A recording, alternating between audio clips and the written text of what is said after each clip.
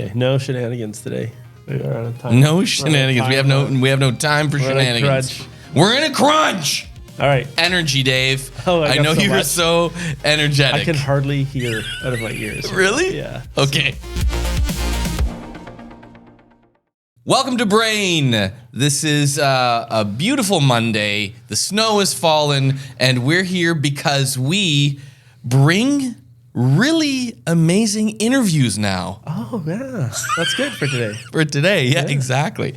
Yeah, today we're going to have an interview that we're going to show on Wednesday, but we are recording it today. Yes. Today we're going to talk about the agent formerly known as ClaudeBot, AI Inference that can fit in your pocket, OpenAI graciously accepting some more money, and fun and games with AI.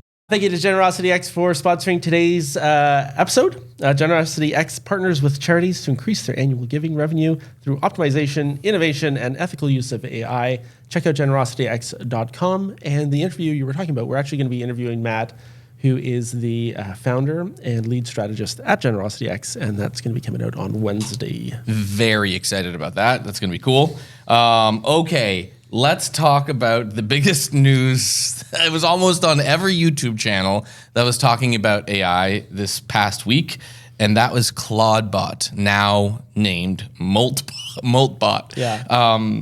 It is an agentic tooling set that never dies and never goes away and is always available to you. Yeah, and it kind of sits between all of your local applications, like your calendar, your email, your reminders, your to-do lists, all of the stuff that you normally interact with. Yes. And then on the back end, all of the AI agents that you would normally use. And it sits between all of them and then connects you to like a chat feature so you can text your computer, your agent, and ask it to do things for you. So I installed it this past week. Oh, you did? And it's very addictive. So there's that. So that's true.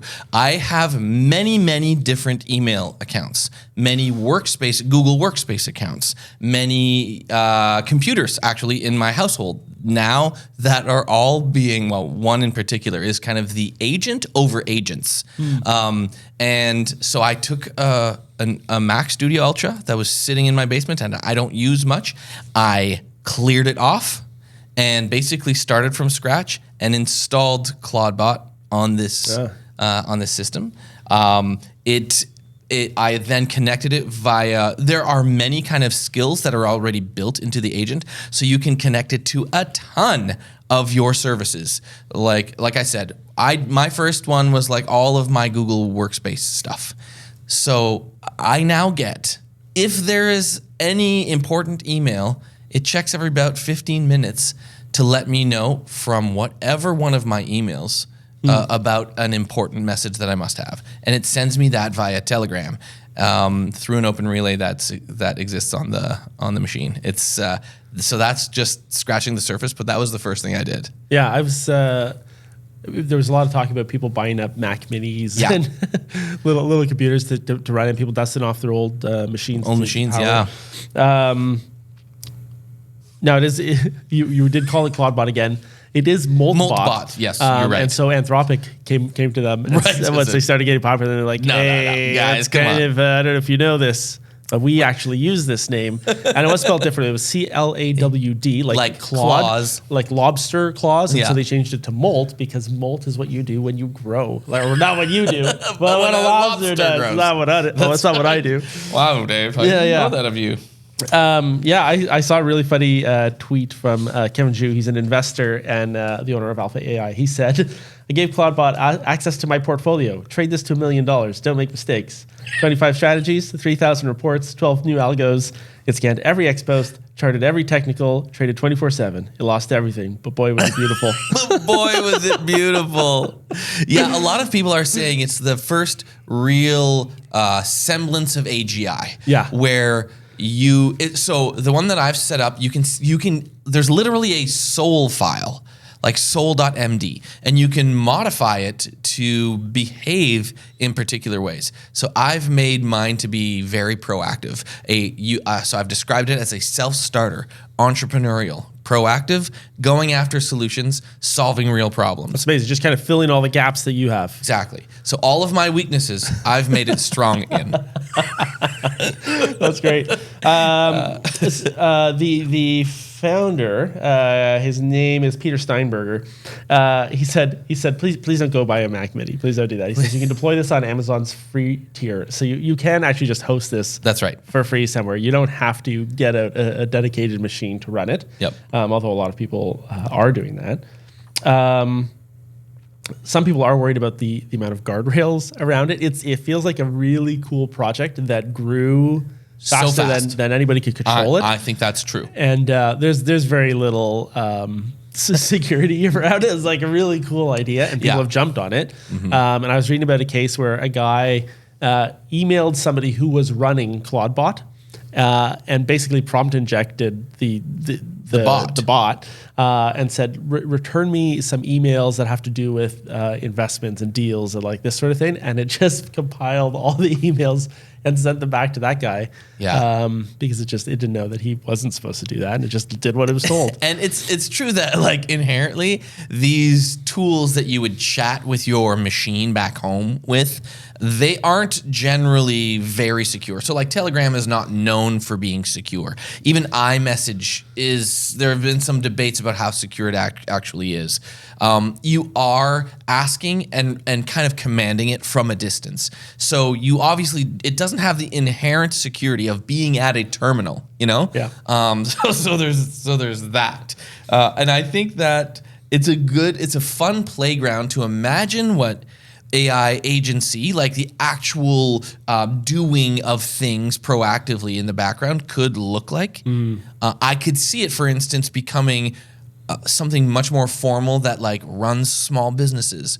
In fact, Anthropic released their big Vend. They had their second version of Vend, which is their internal vending machine Claude install that runs their vending machines inside of Anthropic. And like that kind of stuff, I can see the relationships between businesses and suppliers and vendors and customers and that kind of being handled more easily. I get my head around it now, right. You know, when these tools are well built. And it is well built. I will say that. Yeah. So if you want to give it a shot, if you want to risk everything you've worked for up until now in life, and connect it to you go to GitHub or Claude.bot. Yeah. CLAWD.bot. Yeah. Now another cool thing that I saw is the Pi hat. It's actually the Hat Plus 2. It's the second iteration of the hat. Yeah, this basically is super snaps onto the top of your Raspberry Pi. Yeah. And enables local AI inference. And it can handle models as big as 1.5B. Which, in fairness, is not a lot of models right now. It's not. Right. It's built around the Halo 10H neural network accelerator, which can process 40 trillion operations per second. That's pretty good. That's pretty good. It's something the size of a cheeseburger. It's smaller than a cheeseburger. Yeah, it has 8 gigabytes of dedicated onboard RAM. And that's why you could run like 1 and 1.5 B models. I was trying to figure out what could I actually run on it. Yep. It works very well with the Pi camera, so you can run object recognition very easily on it. Oh, that's cool. That's one of the things that they say it excels at. So again, you're looking at a little like a thing. Yeah, a little piece of hardware. Very very tiny. Probably about $600 all in with the camera. You can run speech to text and text to speech. Right. So something that's conversational that's very tiny. And also with the Raspberry Pi, you could stick a display on it. And I mean, obviously, the networking of the Raspberry Pi is very good. Like, there's a lot of things you could do across networks for it. Yeah. Some image manipulation, so no like diffusion. You're not going to be creating something from nothing, but you can remove backgrounds, upscale, or do style transfers. So where you take a photo and you're like, make it look like a Disney poster or something like that. Yeah. So where it just kind of adjusts the style. You already look like a Disney poster. Thank you. So what I was thinking of is you could actually take something like that for events where you would have like a green screen photo booth, and basically a little unit like that with a camera. The background doesn't matter. Yep. You can have people just come up, push a button, they're standing there, replace the background, upscale it. That's a cool idea. Disney princesses. Disney princesses all around. Or whatever. Or whatever. Yeah, so it's the hat itself is about I think it's $210 on Amazon. Which is crazy. I mean, the pie is so cheap. Add this, it's pretty great. Yeah, it's about like I said, it was about $600 once you Yeah. add the camera, and you got a cool little cheeseburger AI machine. Yeah, that's great. Yeah. And we were talking about how you could text your, texting with MoltBot. Yes. So Cursor has. I thought it was amazing when I started using Cursor and it could interact with my terminal. Yes. Well, they've made a version now that's just a command line interface. It's literally in the terminal. Yeah. So you don't need. You don't need the app. You don't need the cool. interface. You can actually just do it from the command line. Yeah. If you feel more comfortable around black and white letters, just text. Yeah. If that's your jam. Yeah. You don't want to have to drag that mouse over and click things. The cool thing about it, I think, or at least I would like to try, is have your Cursor interface, which is very useful, all your files, everything there. Open up the terminal, which is in Cursor, and have it interpret what happens in the terminal as you're building, right? Because there's an agent now in the terminal, whereas before, you were able to copy and paste from the terminal into the AI agent that Cursor has. But now it's like, I wonder if they could interact, right? The Cursor agent in the terminal that is inside of your Cursor window. Wow. Yeah. Getting quite a recursive. Yeah, recursive. You can resume previous conversations, and it maintains context across multiple interactions, which is cool. Works in different environments, so Bash, Warp, VS Code, terminals, NeoVim, a whole bunch of environments. If you're watching to this point, make sure you hit like if you've liked it. Just hit it anyways, and then give us a comment. If you didn't really like it, just comment and let us know. If you hate it, click the like button. Yeah, that lets us know that you were here. And please hit subscribe. We had some great subscriber growth in last week. So please hit subscribe, and then you won't miss things like the interview on Wednesday, which will be amazing. Okay, so did you hear about this thing that's happened? MIT released a study, which I will link to in this description of this video. They basically have made it so that the context windows of the reasoning models, they're limited. When we first were hearing about GPT, it had like a 30,000 token context window, and then it got bigger, and then Gemini was like, oh, we're gonna do 1 million, token context window. Well, MIT's decided kind of through a really unique and simple approach to use the context window as a holder of variables. So you're actually pooling the context window, and it's called a recursive language model. So as the tool is thinking, it will replace portions of the context window with updated information. So effectively making it so that the context window is dynamic and changes over time. And that makes it so that you could have an unending size of effectively a limitless token size. So they've said that from a technical perspective, it's a factor of 100 times more access to a token window. So that's very exciting. What it basically means is that this battle that we're having, when if you were ever a gamer and it was like there were specs, people were fighting for specs on their Xbox, PlayStation, PCs, or whatever. It was all about the specs. I think that's going away pretty quickly in context windows. I think we're going to see that the effective size of these LLMs will no longer be, the context window won't be the constraint. There will be other constraints that show themselves, but this one is effectively going to be gone in the next few months, I think. And by the way, it works with so far that they've tested, it works with every reasoning model that they've tested. Well, yeah, the context window length is a really interesting thing because you get, if you have a too short of context window, it starts making up things or totally loses track of where it was. If you have one that's really long, you can get the hallucination Yeah. situation where the conversation has changed over time. They call it rot. But it's going back to older memories that are no longer relevant or don't even relate to the subject. So that's interesting that they've kind of solved it by going back and updating the past memories. That's right. Yeah, it's fascinating. And it's kind of like closer to what we do as humans. Like as you learn, you update the things that you once thought were one way, you change them to the new way. And it's like, it's much more representative of how we think. Yeah. So that was very interesting. But then someone this past week launched a model. So it beat Gemini 3 Pro. It beat GPT 5.2. And it is half the price. And it was Alibaba's Qwen 3 Max thinking. Yeah.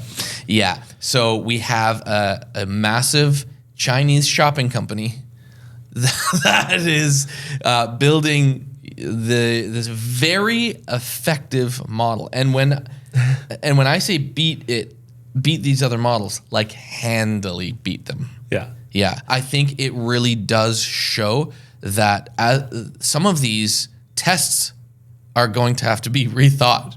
Because the large AI models like this that are effective are doing so well at them. Yeah. They kind of are no longer a measure. And Qwen is good. Qwen is even good. Their smaller models are really good. Yeah, Brian Chesky from Airbnb said that they, just for affordability, they decided to use the Qwen models because they're open source. The smaller ones, this is their first proprietary model. Everything else so far has been open source. Okay. So they're actually charging for this model. Yeah, because I compared, like I did some testing with Llama and Mistral and like a bunch of them, and I ended up settling on Qwen. Yeah. We're like in the 9B range because it was just it was better. Yeah. And it's funny you mentioned Alibaba. So Alibaba for a long time has had that chat where the vendors can speak to you in Chinese, right, and you speak in English, and it figures it out. Yeah. And we did a lot of purchasing in the past from Alibaba, and dealing with those guys, and it was never right. It was never good. It was always kind of that like, no offense, but like English as their second language, right? That's what it came across as the model was translating it, and now it's like the English is really good. Yeah, totally. It's better than the North American companies. Yes, for sure.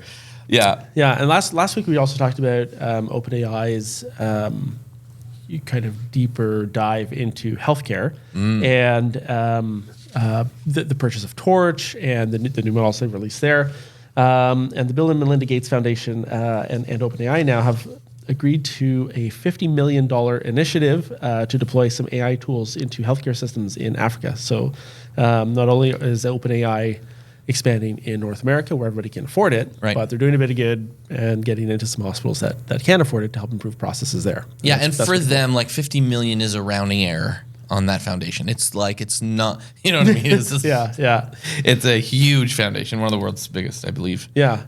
So add the million, like change the M to a B, and that's how much Amazon might be investing in OpenAI in the coming weeks. There's a rumor going around that Amazon will be investing $50 billion into OpenAI.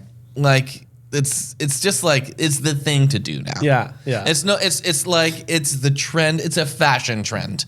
If you're a large tech company, you're just not cool if you're not investing in OpenAI right now. Yeah. You know? So that's all I'm going to say about that, because it literally is a rumor and the sources were not actually they said the number might change. Well, I heard that they were actually having discussions. Like it was like informal discussions. Yes, exactly. Yeah. And that brings the valuation, I think, to like almost 800 billion, something like that. That's wild. It's wild. Yeah. Now, OpenAI is finding some other ways to make a little bit of money. And one of the ways is through ads within chat. And that we've been talking about for a long time. When we first talked about it, it was OpenAI saying, we're not going to do that. Yeah. And now they are. Yeah. Now, I'm wondering how well, as an advertiser, how well ads within there will do. You're talking about the lowest tier. And the price point for OpenAI's for ChatGPT is not high. No. It's $20, $20 a month for something that adds a lot of value. So in the free tier, I wonder how likely somebody is to click on On a link. ads in there. Like I feel it's gonna be a lot more in line with like Google's display ads, where you're going to be measuring based on impressions more than the value that it's actually driving. I don't know. That's a really good thought. Like, I don't know from a branding experience, it might be cool. Like, hey, I'm my ad is inside of ChatGPT, but like from an actual click through to a sale, it'll be interesting. Although I will say this, like different generations of people use the LLMs chatbots in different ways. Like I think younger people, and I'm qualifying myself outside of that category, just for the. For the people at home.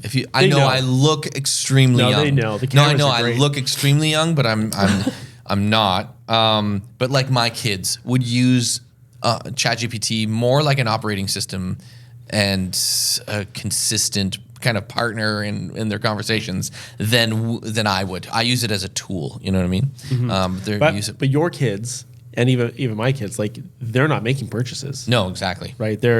So what are you showing to them? For sure. Yeah. I don't know. There's no public facing ad platform yet, so you can't register for it yet. There's no word on pricing. It's just a thing that's coming and has actually been rolled out in some places. There's a very limited rollout right now, but it is coming. How do you get involved? Don't know. Yeah. I note here that he said they want to make it privacy first, which is where we cue the laugh track. Yeah. Privacy first. Yeah, they're very good at that. Yes. 11 Labs, speaking of soundtracks, 11 Labs is releasing a new album, the 11 album. They've partnered with some artists like Liza Minnelli and Art Garfunkel. Pretty crazy. Yeah. So they're trying to combine the human skill with the AI elements of music production, and they're producing a full album, which I think is really, really interesting. They kind of have taken some of the concerns just head on with this, and I don't know. Does it feel like they're forcing it a little? I mean, first of all, I love 11 Labs. I love how they've approached building models and tools. I also really love their tool itself. And although I haven't tested this, I've heard the album. I haven't tested the making of music via their tool specifically. I have used other tools to make AI assisted music productions or music like songs, and it's really great. I'm not gonna lie, it's very helpful. It's very helpful when you just need the spark to move you forward on any creative idea to have, hey, what if the cello does this, and you sing a note into Suno Studio and it'll play the cello for you. So here's a business idea for you, Joel. Okay. You start up a recording studio. Okay. That basically supports one instrument. Okay. Yes. They come in, they have an idea, they work with you as the composer, as a secondary musician. Okay. To work with the AI model, then to fill out the tracks for their song. They come in one person, just a guitar and a dream. Yeah. And you put together all of the rest of the composition. Done. Using AI. It's something that I'm already doing. There you go. There you go. Well, I'll bring over my kazoo. Well, here's one thing. So so we play Dungeons and Dragons together, and we're currently doing a Kickstarter for one of those campaigns that we're working on. And the music that was made for that show, half of it was played and half of it was AI generated. I thought you might have. Yeah. Not because I could tell. Right. But because I know you. Because the quality is so great. Because I know you is like yes. And that was. Are you willing to break it down? Yeah. I'll show exactly how I did everything. Where?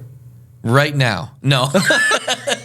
No, I'm happy to share. Oh, you mean right now? You want me to share? I find it interesting. Yeah, like I find it interesting. I listened to it and I thought there were a couple spots where I thought, oh, this would be really cool here. This would be really cool here. But with the normal method of compose, like using a computer to help you compose music, you could go in, you could add a China symbol here, you could add whatever. But with AI, you can't really do that. You can. And I've done it. So for instance, you'll notice in the version that is live currently right now, you'd have to go see this scene to it's like a metal rock. At the end of the episode, we'll play the song.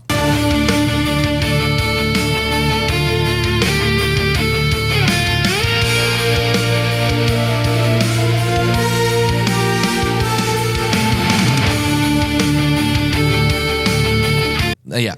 So you'll notice that in the first bridge, which is the soft part of the song, kind of like a breakdown part, there was just a symphony, like a 5-piece, a quartet, and playing the string part. And I was like, you know what I need? I need a French horn to do this particular melody, and I sung the melody into Ace Studio 2, which is the tool that I use to build these melodies, and then told it should be performed by French horns. And so that piece, just a 1-bar chunk, I now had French horns that I could superimpose, and I can move it around and change. You can do basically anything you can do in a normal DAW, digital audio workstation software, you can do with these tools. That's amazing. It's amazing. We're you going to talk about D&D some more? Yes. Oh, yes. D&D. Okay. So some researchers from the University of California have decided to use the structured approach to storytelling inside of D&D to test how far reasoning models can go before breaking apart. Wow. Yeah. So this is a group of 5, I believe, researchers from the University of California. They're, I guarantee, just trying to find a way to get funding for them to play D&D. Yeah. So it's legit. It's a legit study. They found that. So who's doing the study? The University of California. Zhi Zhang is the kind of the main researcher. They used Claude Haiku, GPT-4o, DeepSeek V3, and they tested their long decision processes using the framework of D&D's rule sets. So actions, so they had agents that were D&D agents. They were players that could play against NPCs inside this world. And they were kind of, some of them were directed to interact with other players. Some of them were directed to act as monsters. But they effectively built this D&D agent tool. And they were testing for rot, the thing that we're talking about from the context windows earlier. Like, how long could these things play before it just devolves into... There's just so many parallels between us actually playing D&D. It's like, how good is your memory? It's terrible. Can you check your notes? We didn't take any. How's your reasoning for approaching this situation? Well, it's mostly beer and nonsense. You're totally right. I hadn't made the kind of the parallel equation there, but you're totally right. Like, it's actually a good environment to even test human understanding of like rules. I don't know any of the rules and follow them. You only got to watch half an episode. Exactly. So anyways, I'm gonna follow that, but I do want to reach out to them and maybe even invite them to come on the show and talk to us about we should. How they play D&D and get paid for it through academic research. Yeah, that's brilliant. Yeah. And then one last thing that I'm going to mention, because we didn't talk about robots at all yet. Umitech, Walker S2, one of my favorites. Airbus has ordered 4 of them. It's not a ton, but they've ordered some to test out in their factories. The benefit versus other robots, because they have other robots that help build airplanes, is that they can be trained to do multiple tasks and not just one task. Right. So it is a pilot. There's only I see just what you a did there. test flight. There's 4. They've only ordered 4, and just a pilot. Well, I think the cool thing too is you're totally right. Like, the general manufacturing robot environment is one where an arm is stationary and it moves things around. Whereas this kind of autonomous robot will be trained to move around and probably do multiple human stations or whatever. Yeah. Things that are currently human might be something that robots can do faster, better, in a repeated fashion. Yeah. Awesome. Hey, thanks for watching up to this point, which is the end. Please do hit like and subscribe and leave us a comment. Tell us what you love, what you hate, what you think is exciting, what you think is scary. And do do hit subscribe so that you can see our interview that's coming out on Wednesday with Matt Hussey, the sponsor of this half of the season, GenerosityX. They're doing some really, really cool stuff in the do-gooder world of helping people. And so you definitely want to tune in. And a lot of it's going to be transferable to the regular for-profit world as well. For sure. We'll see you then, and then we'll see you in 2 weeks when everything has changed all over again. See ya!